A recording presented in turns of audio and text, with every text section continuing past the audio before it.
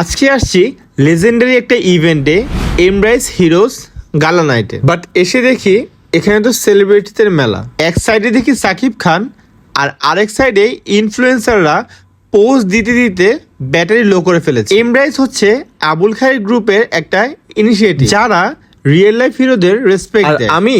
আমি এখানে এসেছি সেলফি হিরো হতে। অনেস্টলি ভাইবটা অন্য লেভেল ছিল। আড্ডা, পিকচার, সেলিব্রিটি স্পটিং, পুরো রেড কার্পেট ফিলিং। দেন শুরু হলো মেইন ইভেন্ট। আমি চুপচাপ বসেছিলাম ক্লাসি হয়ে, কিন্তু ক্যামেরা অন হওয়ার পর পুরো প্রেজেন্টার মোড। এখানে এমন এমন ইন্সপায়ারিং মানুষ আসছে যাদের স্টোরি শুনলে নিজের এক্স এর কথাও ভুলে যাবে। সেলিব্রিটিদের সিকিউরিটি দেখে মনে হইতেছে আমি যেন এয়ারপোর্টে ইমিগ্রেশন পার করতে আসি। অনেক ছবি তুলছি, অনেক নেটওয়ার্কিং করছিলাম। অ্যাকচুয়ালি নেটওয়ার্কিং না, ফ্রিতে কে পিকচার তুলবে ওইটা নিয়ে ঘুরতেছিলাম। বাট একটা কথা বলতেই হবে, এমব্রাইস ইভেন্ট না, এটা রিয়েল হিরোদের রেসপেক্ট করার একটা beautiful initiative. Then finally food সেকশনে গেলাম।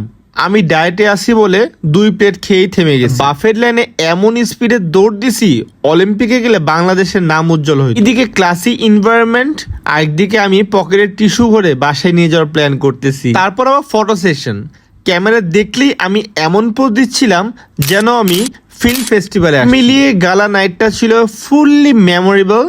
এমব্রাইসকে huge respect for honouring real hero. আর ব্লগটা স্কিপ করলে লস তোমার, কারণ একসাথে সেলিব্রিটি, কমেডি, ইমোশন, অকওয়ার্ডনেস, পুরো নেটফ্লিক্স কম্বো পাবা।